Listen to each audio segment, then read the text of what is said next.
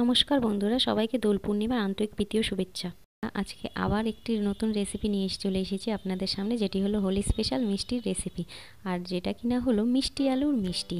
কি চমকে গেলেন তো? হ্যাঁ, খুব সহজেই আপনারা ঘরে বানিয়ে ফেলতে পারেন এই মিষ্টি আলুর রেসিপি।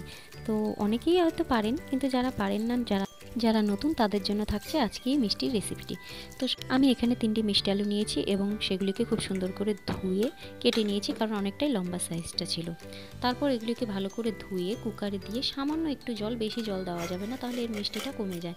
সামান্য একটু জল দিয়ে আমি কুকারে কমসে কম 2 থেকে 3টি হাই ফ্লেমে সিটি দিয়ে দিয়েছি। খুব সহজেই এটি সেদ্ধ হয়ে যায়। এই যে দেখুন, হয়ে গেছে। এরপর আমি এটিকে ছিলে খুব সুন্দর করে কাঁটা চামচ দিয়ে এটিকে ম্যাশ করে নেব।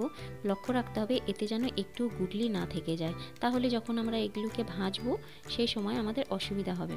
খুব সহজেই এটি হয়ে যায়, খুব নরম সফট জিনিস। কাঁটা চামচ দিয়ে এটিকে খুব সুন্দর করে আমি প্রথমে ম্যাশ করে নেব।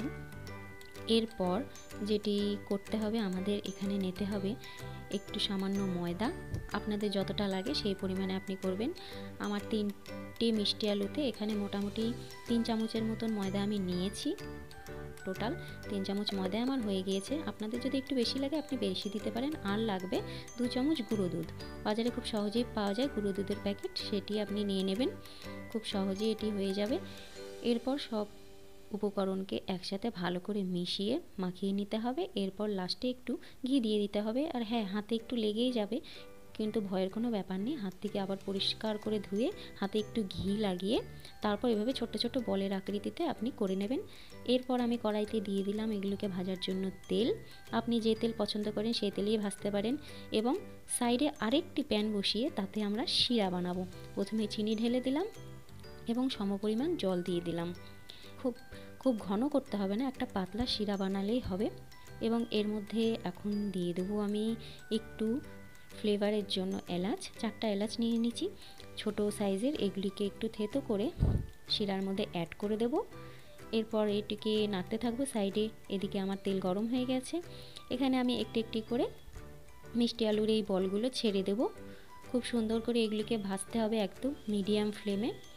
না হাই করা যাবে না লো করা যাবে, একটু টাইম লাগবে।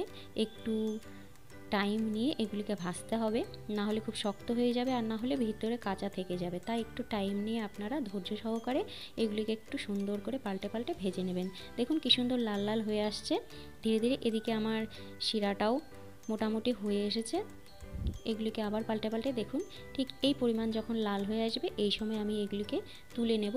এবং এই গরম অবস্থাতেই, শিরাটাও আমাদের গরম আছে, ঠিক গরম শিরার মধ্যে এই গরম বলগুলো ঢেলে দেব। তাহলে কি হবে, গরমে গরমে রসটা ভেতরে ঢুকে যাবে এবং খুব নরম হয়ে যাবে। এবং কিছুক্ষণ, মোটামুটি 1 ঘন্টার মতো আমি এটিকে ঢাকা দিয়ে রেখে দেবো।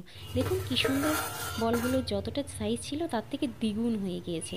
কত সুন্দর রসে একদম ভরপুর হয়ে গেছে। এগুলি খেতেও খুব সুস্বাদু এবং নরম হয়েছে। দেখুন কতটা নরম হয়েছে। আমি একটা আপনাকে কেটে দেখিয়ে দিচ্ছি।